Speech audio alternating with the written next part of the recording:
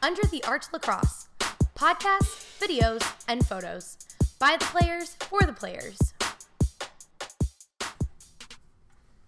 Welcome to Under the Arch Lacrosse. This is your host, Jacob Beckman, with our guest, Pat Callaham, and our other host, Luke Thaston. How are you guys? Great, thanks for having me, guys. Pleasure's ours. Well, let's just get right into it. Tell us about yourself. How'd you get into lacrosse?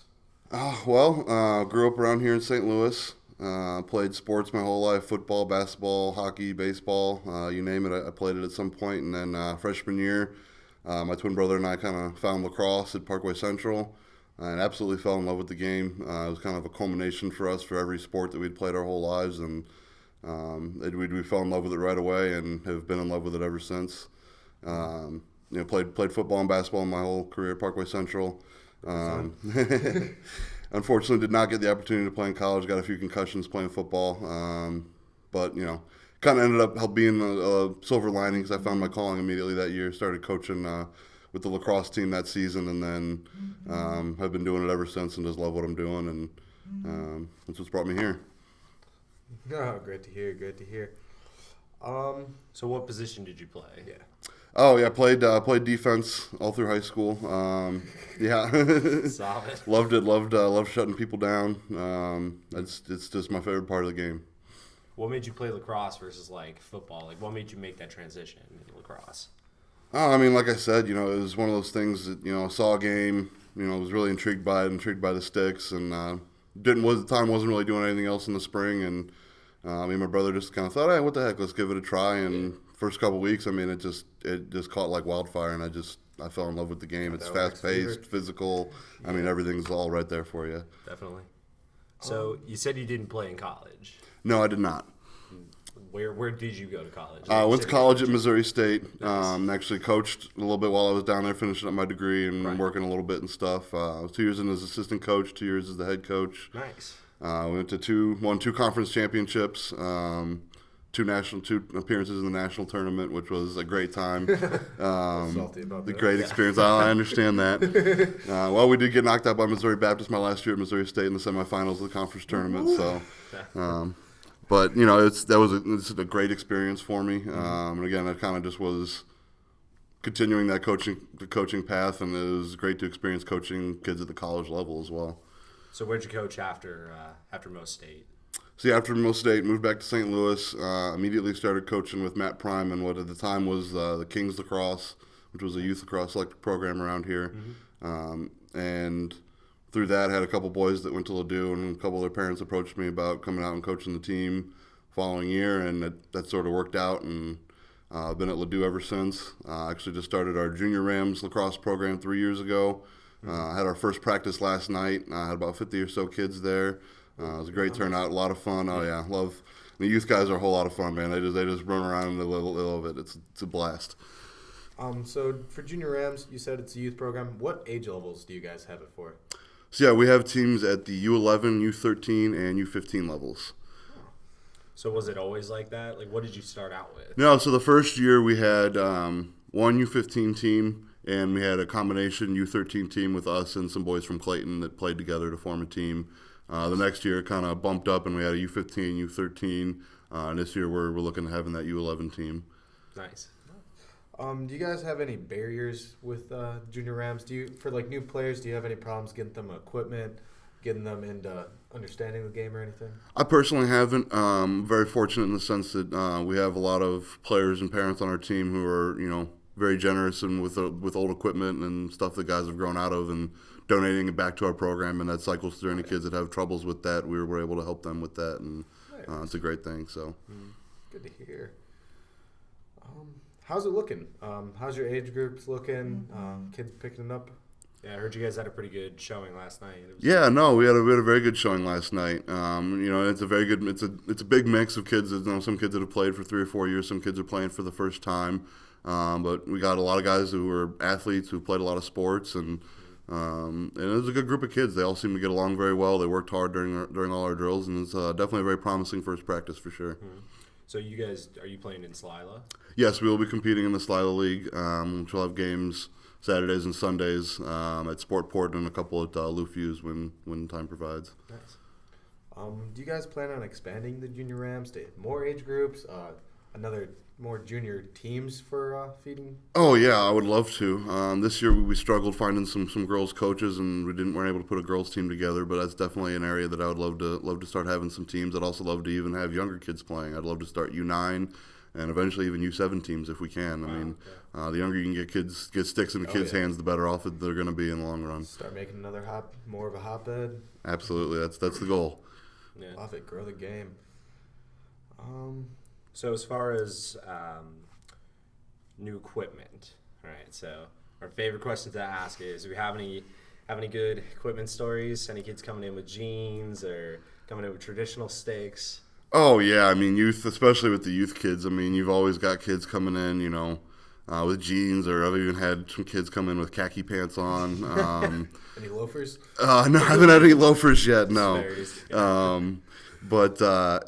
mean, you have all kinds of stuff. You'll have them come in and they're looking out the bottom of their helmet, and it's you get all kinds of stuff. Sometimes they'll have a stick and they'll have a helmet and they'll have nothing else, and you're going, okay, you're gonna need a few more things, and definitely get all kinds of first day stuff. This year we didn't have many, but usually you do. That's cool. Yeah, definitely. So, gotta ask. I know Casey Powell was here in the fall. You gotta tell us a little bit about that. How did that go? Oh, I think it was great. Unfortunately, it was kind of thrown together real quick. Me and him just talked, and he said he wanted to do a clinic in St. Louis, and so I tried to jump on that opportunity and throw it together as quickly as possible. Fortunately, through the help of Mark Prey and the guys over at Fontbonne, we were able to get Gay Field for it.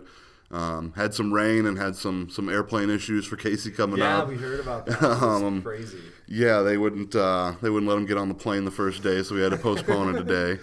It was an interesting situation and definitely a first time for me, but we were able to fight through it. We got him up here on the Sunday the following day, and the majority of the kids were able to make it out. A couple weren't, but the kids that were there had an absolutely outstanding time. I know I had a blast playing speed lacrosse with Casey out there, and then watching him run the boys through the drills, system drills and stuff like that.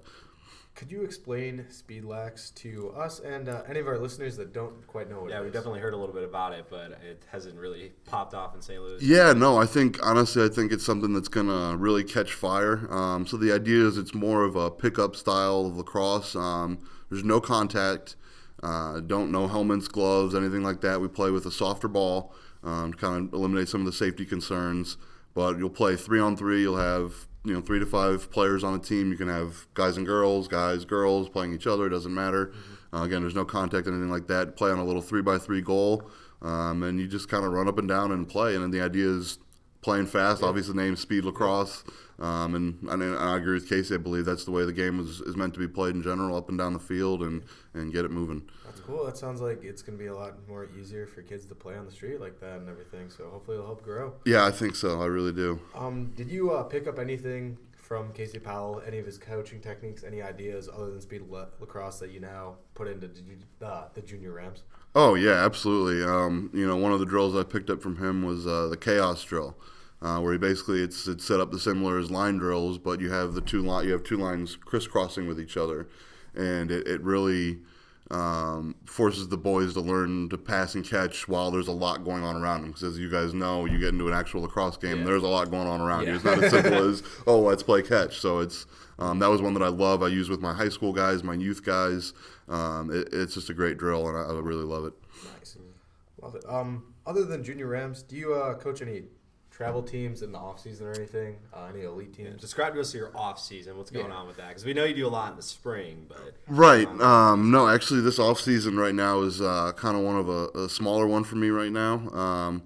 Currently, talking to some of the guys that grow the game. Hopefully, going to try and do some international stuff with them. Wow. This summer, that'd be a lot of fun. In the past, I've worked for the past 3 or 4 years for the Kings, which then became LB3 Lacrosse, which unfortunately has left St. Louis. I'm not doing that anymore, but again, I'm looking forward to a lot of new opportunities this summer and creating some new paths.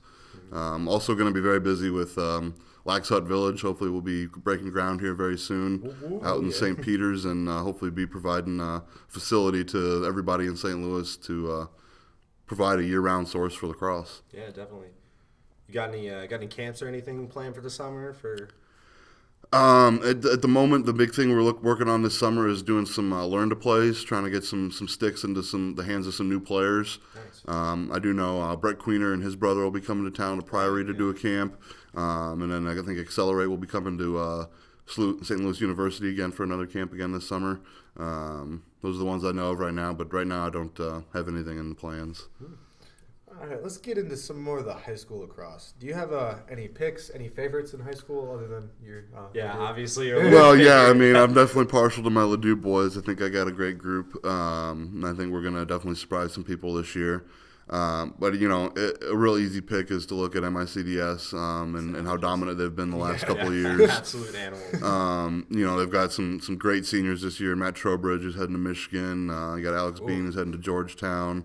Harry Welford and some great players who have been doing it for a couple years now at that level. So it's they're going to be a very tough team to beat. I'd also look to SLU High and De Smet High are going to be very tough teams as well. So yeah, definitely. What about college? You following any of the NCAA? Oh yeah, always. I can't stay away from it, man. I've got it. If I'm not watching it live, it's getting on the DVR, and I'm watching it when I get a chance. Yeah, so. for sure. It's been a lot of fun to watch the diversity in Division I lacrosse this year. Got a chance to see a real great game between Denver and Notre Dame a couple weekends ago. Another one between Virginia and Notre Dame last weekend, and expecting some other big ones. I think Syracuse and Hopkins are playing this weekend. Yeah, always big. And I think Duke's got a big one this weekend as well. And so definitely always keeping a lookout for that, and always a good source for players around here to learn more about the game is watch some of those of those big games. You got any picks for the championship already? For the championship, oh man, it's tough with all the diversity. I mean, Denver's probably the easy front runner right now. They're a very complete team, very strong offense and defense. Six players that can put out on the field on offense that can all be huge threats. I think that they'd have to be my pick at the moment. Yeah. Solid. So now we're going to talk about a new segment. We call it that shtick talk. We're going to talk about your stick and kind of what you look for in a lacrosse stick. So we'll start off. What is your current stick right now? What is your spoon of choice? My spoon of choice. I've got a Brine F15 shaft with a proton power on it. Nice. Generally speaking, I like to have a nice big open face on the head of my stick. Just makes catching the ball easier, and I don't like to keep the ball on my stick long, so it's easier I can catch it and get it out of there, the better off I am. Definitely. So that's kind of what I look for in a stick. Nice and lightweight shaft. Do you rock a mid pocket, low pocket, high? You high guy, low guy. What's going on? Definitely like the mid pocket again, like the quick release. Seems again. to be the hot craze right now is mid pocket. Yeah, definitely. I think especially for a lot of the college guys and even the high school guys, the way the rule changes are with the heads and the stringing rules and stuff like that, the low pocket I don't think yields the same benefits that it used to as far as the hold that it used to provide. Okay. Going with the stick talk some more, how do you, with your high school guys, now that they can't have their U's or their V's anymore, how do you kind of coach them into giving them recommendations? Do you guys have a stick doctor on the team? How are you guys getting your stuff done? Oh yeah, I mean we got our little sophomore Zach Bernstein's definitely our little gearhead. He gets everybody's sticks right when they can't get it working the right way. But no, I mean I like my guys to be able to find their own way with their stick. It's everybody has their own different preferences. Personally, I believe it's the magician, not the wand. But it's all about them kind of finding their way and making adjustments as they go through. Yeah, for sure. All right, let's get into the box league. Now, St. Louis has this semi-pro box lacrosse league coming into town. Tell us a little bit about that. I know you went to the meeting they had recently. Yeah, no. Brad Sherman and Troy Hood, the guys who founded Spearhead Lacrosse here in St. Louis. I'm going to tell you a little bit more about them. They kind of started youth and high school leagues here in St. Louis. They're doing them down at Queenie Park. And their roller hockey rink over there. And it's a great time, high school youth guys. They've really done a great job at helping to grow the box game. Yeah. And now kind of the next step for them is starting the semi-pro team, which is going to consist of players locally from the area, adult players, college players, kind of whoever wants. They're going to have an open tryout, and whoever wants to come out and try and be on the team. Is going to be invited. They're doing a lot of fundraising and stuff to try and keep the cost minimal for players that'll be on the team. But it is going to probably be a pay-to-play kind of thing. Yeah. there's a lot of travel costs and stuff like that. But I think it's very exciting. I think the game of box lacrosse is exploding, as well as the field game. And I think that having a semi-pro team here is really going to open a lot of people's eyes to that aspect of the game of lacrosse here. It's very exciting to see how that's going to grow and evolve as it moves forward. You said open tryouts. Do you guys have do you know the date yet or anything? I do not have a date for that yet, unfortunately. Again, you could probably contact the guys at Spearhead Lacrosse if you would wanted to get more information about that. Yeah, definitely. We're going to try to get them on soon. For sure. Yep.